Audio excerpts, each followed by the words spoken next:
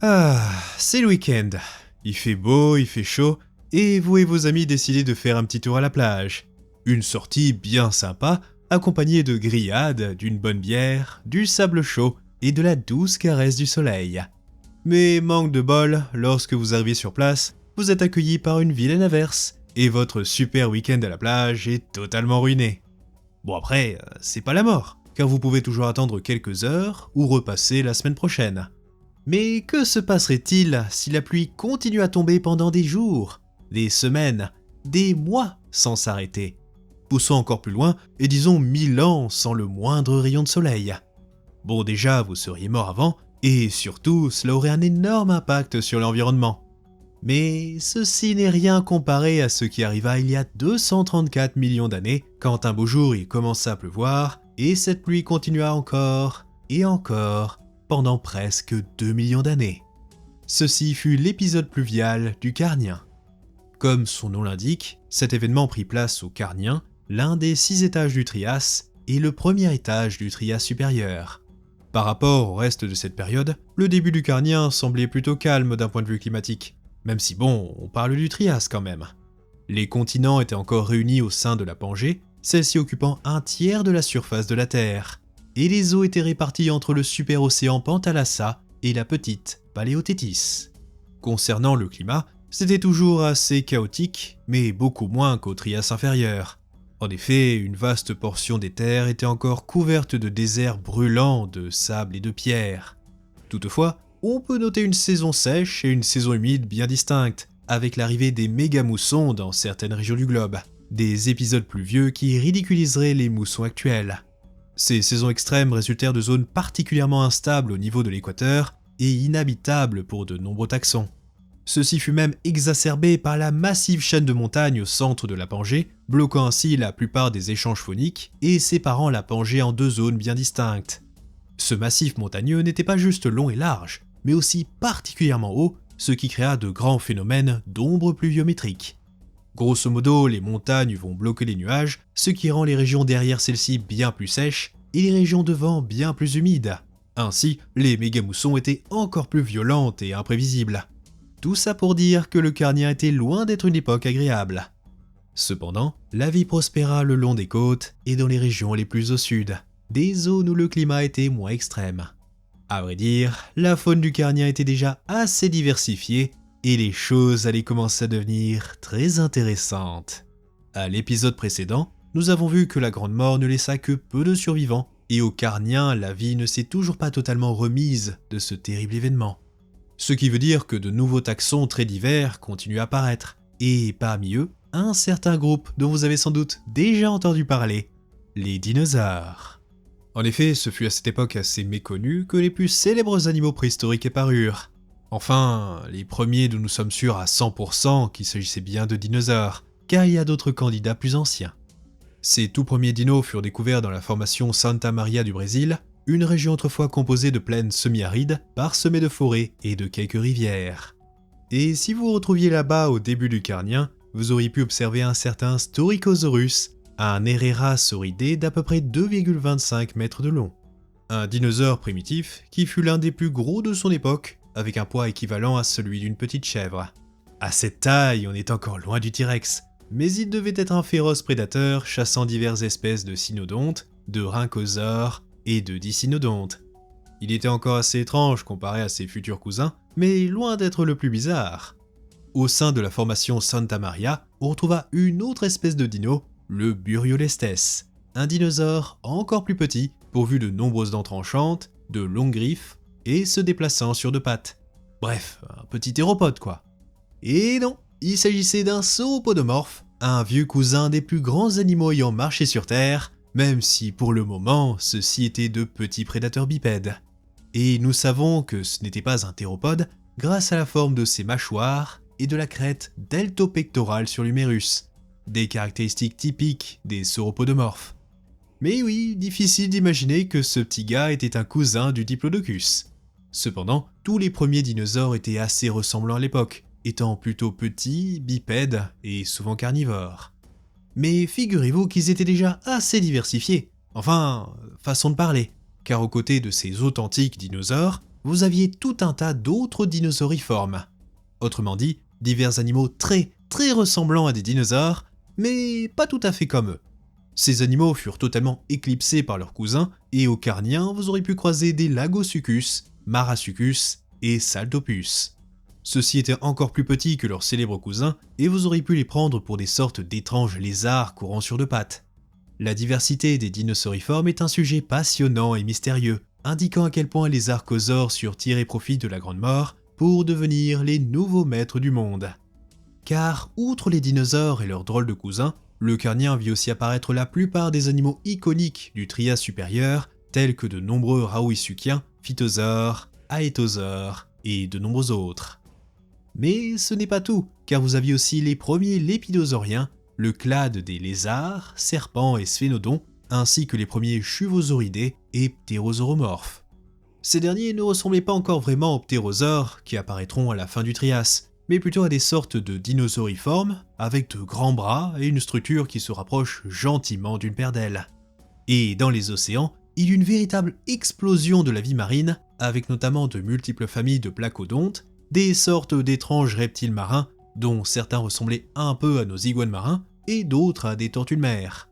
Les fameux bélénites seraient aussi apparus au Carnien. Or, ces céphalopodes ressemblant des calmars occupant une part très importante des écosystèmes marins du Mésozoïque, parfois même atteignant des tailles impressionnantes. De toute évidence, le début du Carnien est une époque véritablement hors norme, mais ce n'est rien comparé aux événements qui suivront. Dans les entrailles de la Terre, quelque chose gronde. Le long de la côte ouest du Canada, vous pouvez observer la grande province ignée de Wrangélia, de très vastes dépôts de roches volcaniques, souvent appelés LIP ou TRAPS. Or, si vous êtes un viewer assidu, le mot TRAPS devrait vous donner des sueurs froides. Après tout, ce n'est pas comme si les TRAPS de Sibérie avaient failli exterminer la vie sur Terre, et vous n'avez pas encore fini d'entendre parler de ces monstrueuses éruptions. Dans tous les cas, il y a 234 millions d'années, au beau milieu du Carnien, les LIP de Wrangélia s'éveillèrent et commencèrent à cracher des quantités astronomiques de lave et de gaz.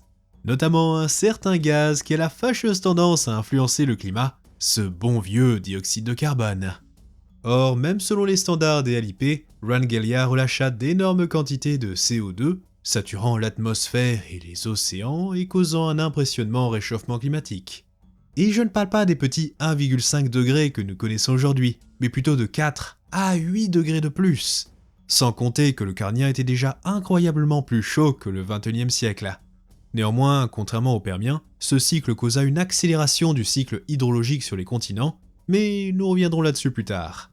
Le pire ne fut pas la quantité de CO2 relâchée, mais surtout la vitesse de ce phénomène. En effet, ces éruptions successives étaient assez courtes et intenses, éjectant gaz et roches en fusion à une vitesse rarement égalée. Et pour ajouter un peu de piment à tout ça, il semble qu'outre le CO2, ces volcans recrachèrent une quantité particulièrement abondante d'hydrate de méthane, un gaz à effet de serre qui, sans rentrer dans les détails, serait 86 fois plus puissant que notre gaz carbonique adoré. Donc entre le réchauffement climatique et l'accélération du cycle de l'eau, ce qui devait arriver arriva. De la pluie. Beaucoup de pluie.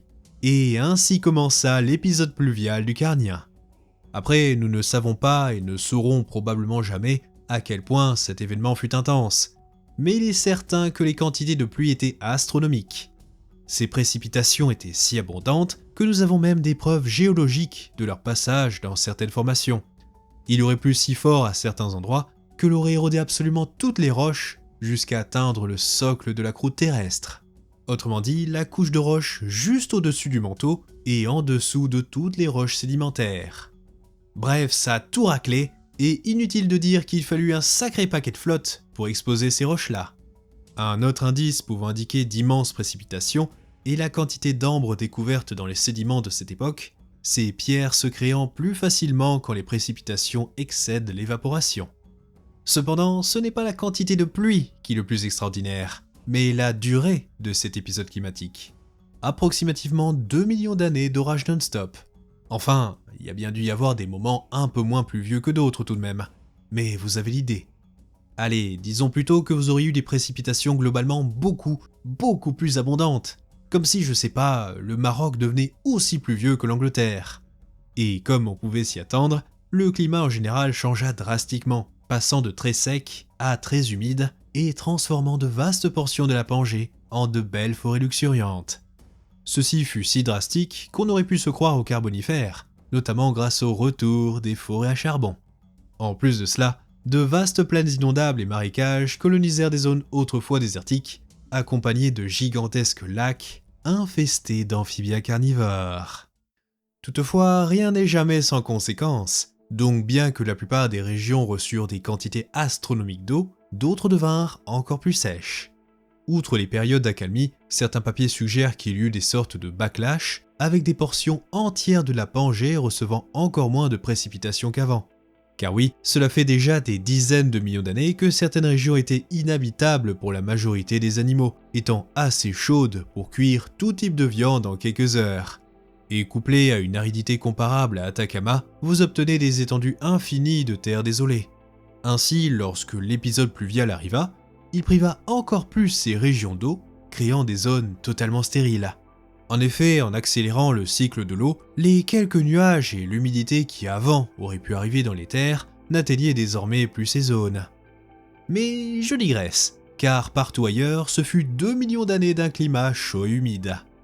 Certains d'entre vous pourraient trouver cette situation pas si terrible, en s'imaginant comme dans une ville cyberpunk un peu poisseuse.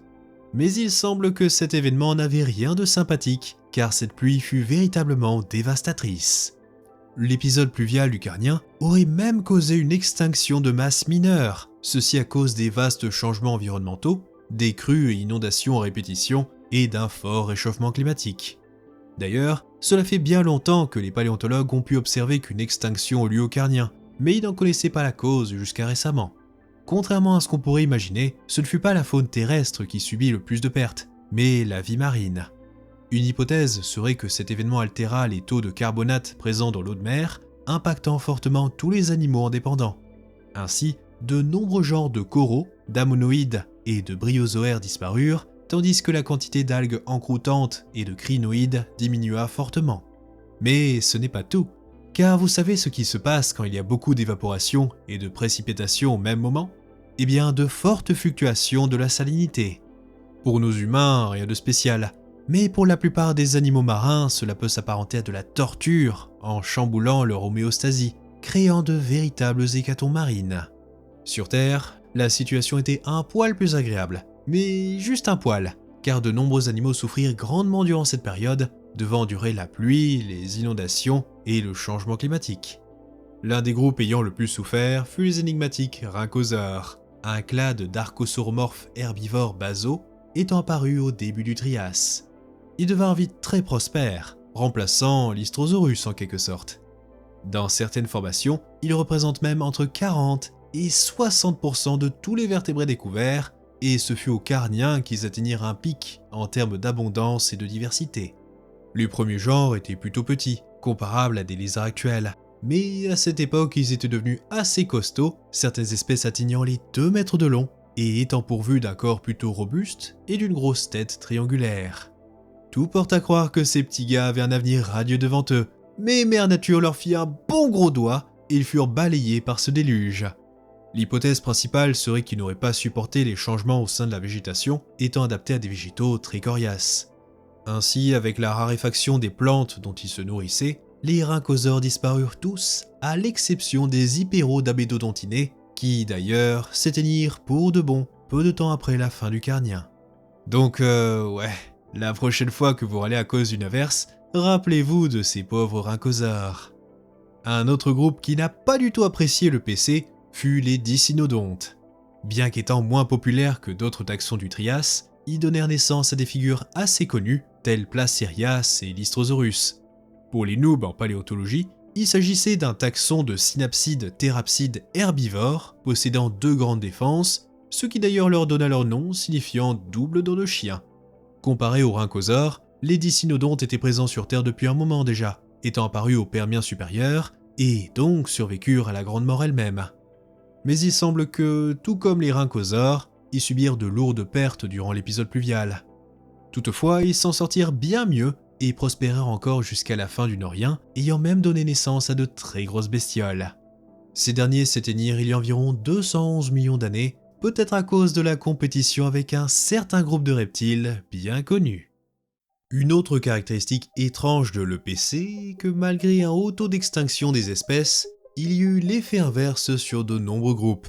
Le plus évident est le cas des plantes bien sûr. Tandis que les continents devenaient de plus en plus humides, tout ceci fut une véritable bénédiction pour les végétaux, avec le retour de grandes forêts et de marécages à travers la Pangée. Ce fut à cette époque que les fougères, conifères et bénétitales connurent une impressionnante radiation évolutive et devinrent les végétaux dominants du Mésozoïque. Entre l'expansion des forêts, des marécages et des lacs, moult créatures connurent aussi des radiations évolutives, notamment les futurs maîtres du monde, les dinosaures. Contre toute attente, cet événement joue un rôle majeur dans l'évolution des dinosaures, les genres devenant de plus en plus nombreux et surtout de plus en plus grands. Ceci commença même durant l'EPC avec certaines formations qui avant ne comptaient que 2-3 genres et qui en possédaient plus de 10 juste après. L'un des exemples les plus frappants est la formation Ischigualasto en Argentine avec au moins 8 genres de dinos à l'intérieur, dont de multiples sauropodomorphes et Herrerasauridae. Vous auriez même pu y trouver le célèbre Herrerasaurus, l'un des plus gros dinosaures carnivores de tout le Trias. Ce prédateur pouvait atteindre les 6 mètres de long et posséder de longues dents crénelées, pas idéales pour manger de la salade.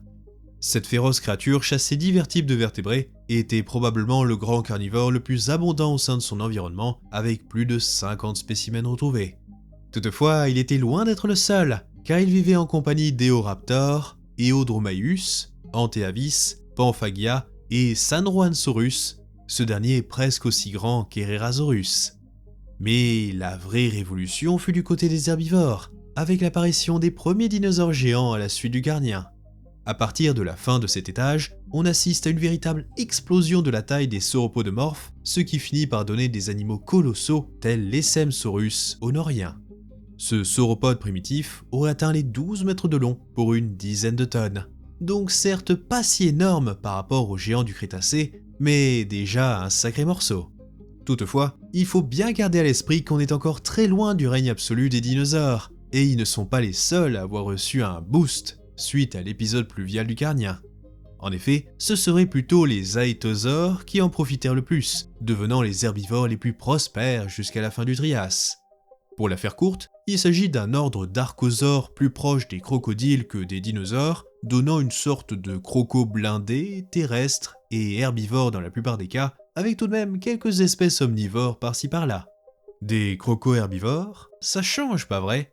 Il semble qu'ils tirèrent parti de l'expansion des forêts, ayant un régime plus concentré sur les conifères et les fougères, contrairement à ces pauvres rhinchosaures.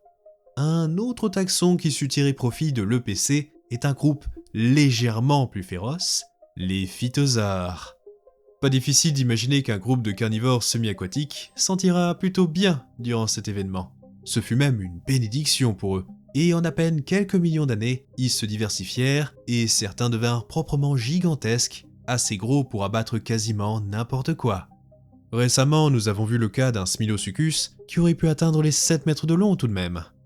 Mais ce n'est pas tout, car tout un tas d'autres animaux un peu moins gros connurent aussi une certaine diversification, notamment les tortues et la lignée qui donnera plus tard les crocodiliens modernes. Donc, qui sait, peut-être qu'avec l'effet papillon, c'est grâce à ces gigantesques orages il y a 234 millions d'années que nous avons encore des tortues et des crocodiles aujourd'hui. Enfin, et non des moindres, il serait dommage de parler du Trias sans aborder les animaux les plus stylés et badass de cette période, les Rauisuchiens. Bien qu'obsolète, ce terme est plutôt pratique pour désigner toute une diversité de terrifiants archosaures, dont la plupart étaient de grands carnivores pourvus d'une gueule cauchemardesque, d'une solide armure et d'un très mauvais caractère. Ils étaient déjà des super prédateurs au début du Carnien et vous auriez pu les observer dans toutes les zones habitables du globe. Et tout comme les autres animaux de l'époque, ils furent certainement impactés par l'EPC. Cependant, il est difficile de mesurer les effets de cet événement sur ces étranges reptiles. Certains affirment que l'épisode pluvial n'eut pas vraiment d'impact sur eux et que cela faisait déjà un petit moment qu'ils dominaient leur habitat. Après, il y a quand même des choses à dire. Certes, les Rahouïsukiens étaient déjà assez diversifiés au début du Carnien, mais de nombreux gens n'apparurent qu'après ces 2 millions d'années de pluie. De même, bien qu'ils étaient assez grands avant l'EPC, il semble qu'ils ne devinrent colossaux qu'après celui-ci. Ces deux paramètres pourraient être des coïncidences, mais cela reste intéressant. Dans tous les cas, ce fut une très mauvaise nouvelle pour les autres animaux du Trias, car certaines espèces absolument cauchemardesques, telles Saurosuchus, commencèrent à apparaître. Ce monstrueux reptile pouvait notamment atteindre les 7 mètres de long et dépasser les 500 kilos. Et d'autres de ses cousins encore plus terrifiants virent le jour au Norien, mais ceci est une autre histoire, que je vous raconterai dans quelques semaines. Donc le petit abonnement du plaisir pour ne rien louper, et méfiez-vous des chaînes qui utilisent l'IA pour leur voix ou leur miniature là, parce que on a quelques plagieurs qui piquent les vidéos du chef. Mais je m'égare. Tous ces changements sur la biosphère ne sont peut-être pas directement liés à l'épisode pluvial du Carnien, mais on peut raisonnablement penser que 2 millions d'années de pluie eut quelques petits impacts sur notre planète. Cela nous laisse avec une dernière question. Et ensuite? Pour commencer, Rangelia s'endormit, les nuages se dissipèrent et le monde s'aridifia de nouveau. Cependant, bien que tout revint entre guillemets à la normale, cette extinction mineure eut un profond impact sur la biodiversité du Trias. Cet événement façonna la biosphère pour les 30 millions d'années à venir, avant qu'un cataclysme encore plus terrible ne frappe notre planète. Donc la prochaine fois qu'il pleut dehors, souvenez-vous de cette vidéo et soyez reconnaissants car c'est peut-être grâce à ça que nous avons encore des tortues et des crocos aujourd'hui. Merci de votre attention et on se dit à la prochaine aux eaux perdues.